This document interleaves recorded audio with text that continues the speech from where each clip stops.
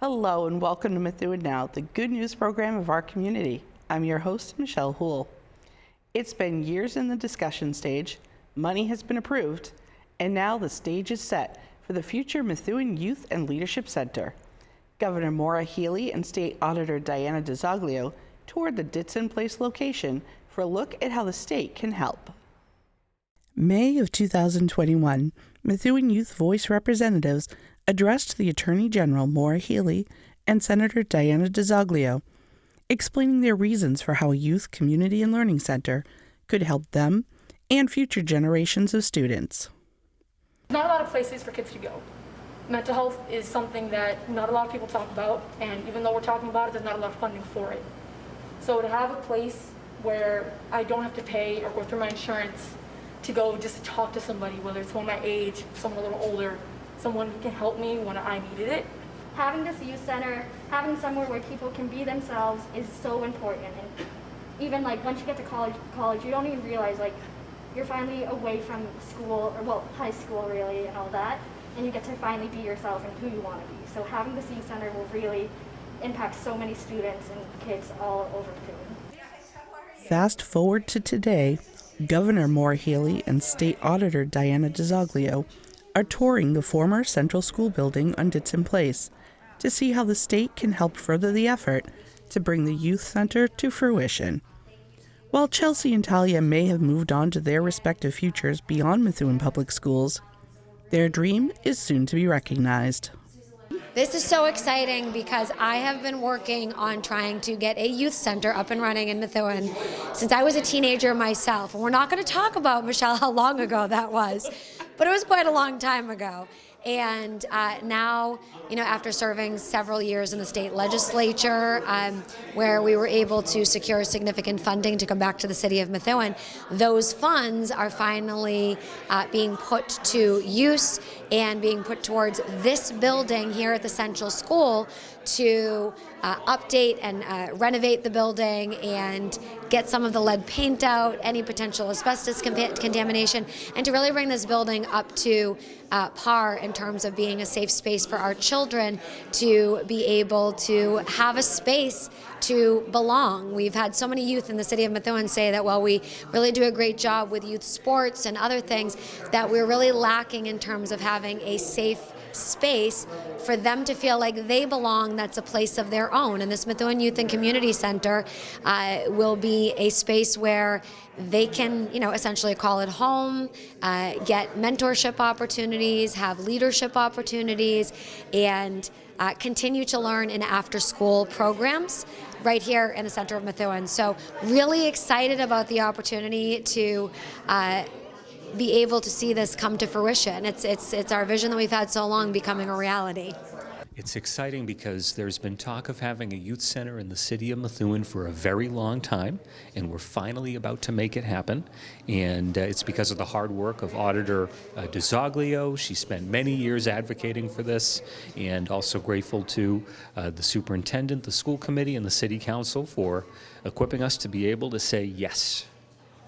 I think it's going to be amazing, and I have to say, I'm, counselor now, but I was on the school committee when we first approved this to be here, and then Senator DiZoglio worked so hard, now auditor, so this is going to be amazing for our youth. I think it's going to be a place to go, a place to learn, a place to grow. We're so excited for this. Local state officials and city officials have worked hard to gather funding to build the youth center. With the move of the Central School offices to Branch Street, a location has opened up that fits the expressed needs and more of the students. So it's very exciting to be here. This is a long time overdue, having a youth center in Methuen. I know I have been involved in direct conversations during my tenure as superintendent for all 6.5 years, but know that this conversation was brewing in the city for far longer than that. And so the fact that it's coming to fruition, we have a space, we have an organization who's going to run the youth center, and a good partnership with the city. It's just exciting, and to have kids back in this building, I think, is what everybody is so proud of and so excited about. Beyond a safe place to hang out after school hours, this youth center will also be a learning center. Under the guidance of the Leadership and Literacy Foundation, there will be opportunities outside of traditional centers. We're really excited that the youth are going to be able to do workforce development programs, and as we are designing this out, they're actually going to be designing the space with us. And so the kinds of careers that they're interested in getting into, writing and music and, maybe, pottery. We had someone, suggest that. So part of the whole Methuen Youth and Community mission is about having a My Voice, which is Methuen Youth Voice. So we have a advisory board of youth that are telling us what they want to be doing, and it's going to go into workforce development. While the definite opening date is yet to be determined, the governor was impressed with the moves already taken to help our young population and has offered the state's help. And I think that there's nothing more important that we can do than invest in kids, invest in our young people and give them opportunities. And I think youth centers provide spaces for kids to feel a sense of belonging, maybe to try out things that they're not otherwise getting in the classroom, theater, arts, culinary, so many different things that they can try out. And I think giving kids, a sense of belonging and a space that's safe to hang with one another, be with people, adults who are going to teach them how to do, great things and build their skills for the world today is so, so important. So that's why I'm really happy to come up here. The auditor invited me. She's the one who earmarked this years ago to get some funding for this youth center here, and it's great to be with the people of Methuen who are bringing this to light. The loss of Mayor Neil Perry has been felt in many different ways throughout the city. Staff and volunteers at the Methuen Senior Activity Center took time to honor the dedication and care he had put into their home away from home. Ian Hayden has our story. We are gathered here today to honor and remember a fierce leader, one who led with a deep love for our city. At every meeting, every informational session, every community event and forum that I had the privilege of attending with him, he would always begin with the same phrase, "I love this city." His pride in this city was unwavering, and though he celebrated many accomplishments, he always knew there was more work to be done. His impact was profound, leaving a lasting imprint on everyone he encountered. Today, it is up to each of us, city employees, city council members, board members, committees, volunteers, and residents to carry forward with his legacy. We must continue to lead with gratitude, with a love for our city, and with the shared commitment to moving the city forward. It's been challenging, but yet we still celebrate. We celebrate the life and the legacy of Mayor Neil Perry. Shortly after Mayor Neil Perry's inauguration in 2020, he called me and to invite me to join his advisory panel. I was struck by his thoughtfulness in reaching out to me directly and taking the time to introduce himself as the new mayor in Methuen. Over the years, we built a strong connection, meeting regularly to discuss his view for the city of Methuen. He always used language that brought people together, inclusive language, such as we and us.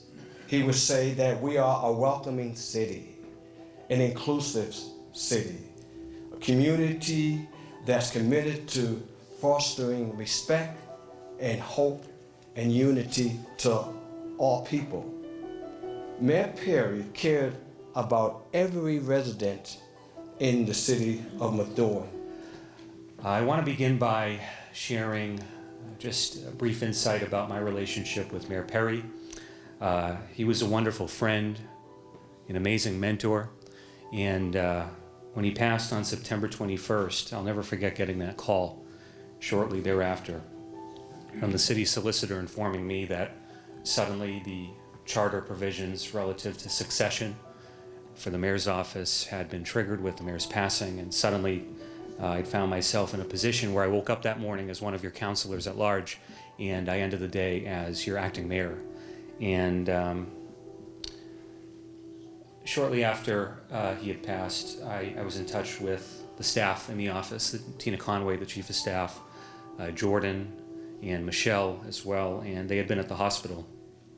And we had decided that we would meet up in the office that night to prepare a series of statements relative to the mayor's passing, but also relative to the continuity of government. And right at the outset that night, I was able to, in essence, adopt Mayor Perry's team as my own. And that first Monday, we were able to hit the ground running because of that incredible team, but also because of the work Mayor Perry had done to move our city forward to such a degree that City Hall today is a well-oiled machine compared to how it was 5 years ago. And I think that's a testament to the mayor's leadership. You know, I had a very different relationship with Mayor Perry than most. I had the pleasure of being on his original campaign when he ran for mayor. And then I had the pleasure of working for him. And all of you who know and have seen me work for him, you know we had a very, it's the best way to put it. I would say it was a family relationship because we could fight like cats and dogs, man. I'll never forget once we were arguing about an issue in his office. Arguing is actually a strong word. You know, we're Irish, so our voices get up and it sounds like we're arguing. But we were vigorously discussing an issue, and he looked me straight in the face and said, "I'm the mayor. I get the final say." So I know he's looking down on me right now, and I'd just like to say to him, actually, I have the final say for you. So. The full memorial service can be found on Methuen Community Television as Mayor Perry Memorial Service. While it may not have the flash of Macy's balloons or the beauty of the Rose Parade, the Methuen Santa Parade is a tradition that signifies the beginning of the holiday season here in the city. Waiting for Santa to come riding by on the giant fire engine is a highlight for many. And speaking of highlights, Caroline Russo has some from this year's parade.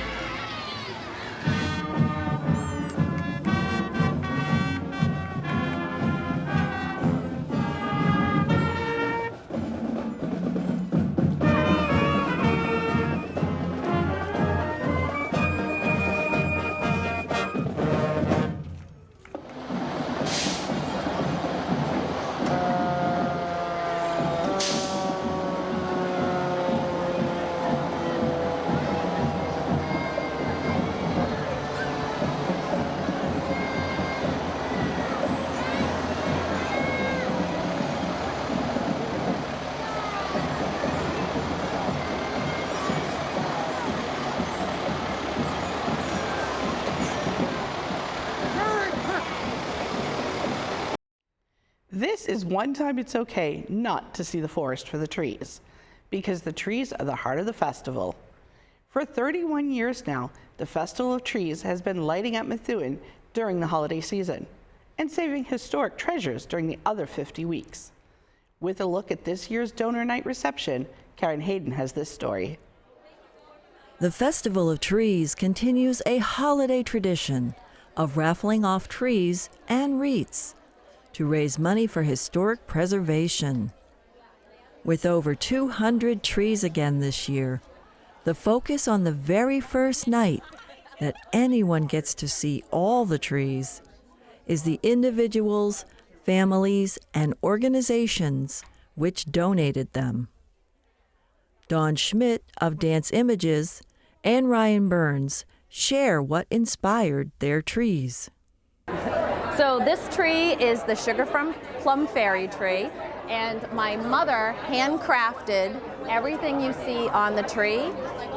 Each fairy she designed using flowers and butterflies and leaves.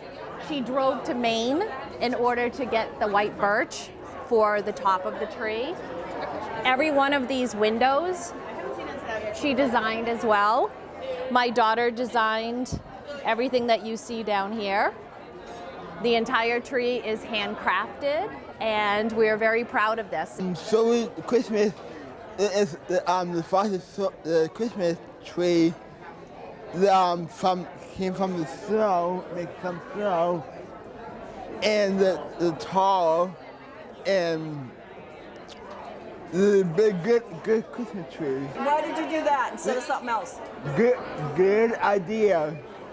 The trees are also judged in different categories, such as Most Beautiful, Most Creative, and Best Tree Toppers and Tree Skirt Displays.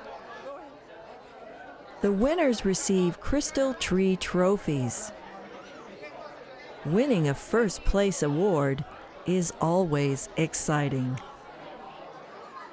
In first place, there's no place like the tenny. There's no place like the tenny. There's no place like the tenny. So we have meetings in the summer talking about preparing for this year. We felt the theme was so fun, and with Wicked coming out, kind of builds up to that. Brainstorm for the parade, and we make the theme match. Yep. And then Jess was in charge of making the awesome crafts. They made them on craft night, a craft fair that she runs every year. So that was her prepping everything for the kids to make. The coffee filters that we turned into poppies was also a kid craft. And then this was from her trunk or treat, and we repurposed it to make a great topper. So awesome. And then my kids personally painted the bottom, and then Jess wrote the letters because we can't read children's writing just yet. But we're excited my daughter is excited. We're all really excited. So, first place. Woo woo! Go Rudolph the red-nosed reindeer had a very shiny nose like a light bulb. And if you ever saw it, The Methuen Festival of Trees runs through December 7th at 13 Branch Street in Methuen. Attendees can take chances on winning a wreath, mini tree, or other tree while donating to a good cause. You can find out more on MethuenFestivalOfTrees.com. There's no place like Teddy. There's no place like Teddy. There's no place like Teddy. Woo! Merry Christmas. Happy New Year's. This is Karen Hayden reporting for Methuen Now. Let's face it, we all love getting a gift. But for many people, this time of year is not about the bows and sparkle, but rather staying warm, dry, and fed during the winter months. There are many different facilities in the Methuen area that are offering assistance for food insecurity. Neighbors in Need offers 2 food pantries each week. On Tuesday evenings from 5:30 to 6:30 p.m., First Church Methuen has a drive-through option with volunteers bringing bags to your car with food and other needs. Wednesday mornings, Neighbors in Need is available at the Neil Playstead on Lawrence Street, next to St. Monica's Church from 9 to 10:30. The Greater Boston Food Bank hosts a mobile market monthly at the Methuen YMCA. The next 2 events will be December 28th and January 25th from 10 to 11:30. For those with children in the Methuen Public Schools, the Backpack Program is an anonymous program where students receive a backpack of food each week based on the number of people in their household. This is offered through the Methuen Public Schools and Methuen Cares. All of these organizations are also looking for donations to keep those shelves full. You can contact them directly to find out where and when to drop items off, as well as what is needed. If you find yourself in need of a little bit more than food, for example, heating bills or other utilities, or help with navigating how to apply for assistance, the Salvation Army Massachusetts Division is located at 250 Haverhill Street in Lawrence. Many assistance programs do not include our fuzzy family members, but the Power of Pets program, coordinated by age span, working with Meals on Wheels America and PetSmart, offers assistance with basic animal care for pet owners age 65 and over with financial qualifications. For more information, you can call 978-946-1222. In memory of longtime host Phil Leahy, Methuen Community Studios is supporting the Merrimack Valley Prevention and Substance Abuse Project by donating new sleeping bags to those in need. You can drop new sleeping bags off at our studio at 20 Aegean Drive, Unit 11, or purchase them directly from Amazon and have them shipped to us. For more information, you can call 978-689-8627 or visit MethuenTV.org for a link to bring you directly to the Amazon site. While we may talk about it more at the holidays, people are in need 365 days a year. If you can find it in your heart to help in any way, someone's day will be a little brighter. And if you find yourself in need, reach out to someone who can help. These are options to give a hand up, not a handout. The holidays are a busy time, but just because January 1st is the end of them doesn't mean you have to have an empty calendar. Here's Sue from the Nevins Library with some great ideas for 2025. Hello and Happy New Year from Nevins Library. January is a time for renewal of mind and spirit, and it's also a time for decluttering your home as well. On Tuesday, January 7th at 7 p.m., join Newton Library via Zoom to hear organizing humorist and best-selling author Jamie Novak as she shares her laugh-out-loud funny approach for what to do with all the stuff without getting overwhelmed. I hope that that's possible. On January 28th at 6:30, join us as journalist and author Ted Reinstein condenses his countless travels into a single labor of love. Who is Ted Reinstein, you ask? Ted is best known in New England as a journalist and reporter for Chronicle, Boston's celebrated and America's longest-running, locally produced TV news magazine. His book, about a journey through the heart and soul of New England, meeting the most memorable people and their unlikely stories all along the way. People whose struggles, toughness, triumphs, and humor not only define the very essence of New England, but represent the timeless best of America as well. This program is in person at the library, and people have the ability to talk to and ask Ted questions about his journey. Games are not just for children, and at Nevins Library, we have a few options where you can come in and challenge others. So let's play Mahjong every Tuesday at 1 o'clock. We're bringing this popular game back to the library. Not sure how to play, maybe it's been a while. Don't worry, this is a friendly game, and we'll do our best to match up people with similar skill levels. This group follows the rules of the National Mahjong League of America and will be happy to teach you. We also have an adult Scrabble club, so attention wordsmiths. The Nevins Library Adult Scrabble Club is back for another round of wordplay. Join us for a fun night of Scrabble. All competition levels are welcome. The adult club meets every other Wednesday in the trustees room from 6:30 to 8:30, so bring your dictionary and join the competition.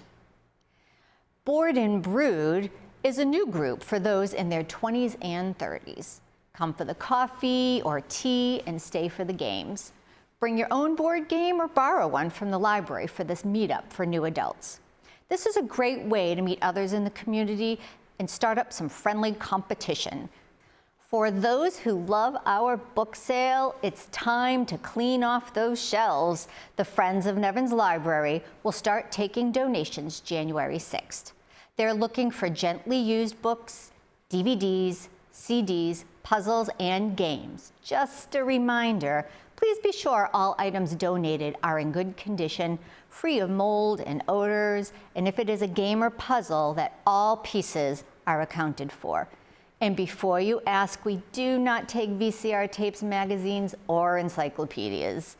So I guess what I'm saying is after you attend the Zoom program on how to organize your home, the library will be happy to take some of the items off your hands. So if you are interested in any of these programs or any of the others that we offer, just go to our website and register, and we hope to see you soon. Thank you for joining us for this edition of Methuen Now. We hope you've enjoyed our program and will join us again next time for more stories about your community. For the Methuen Now team, I'm Michelle Houle. See you around.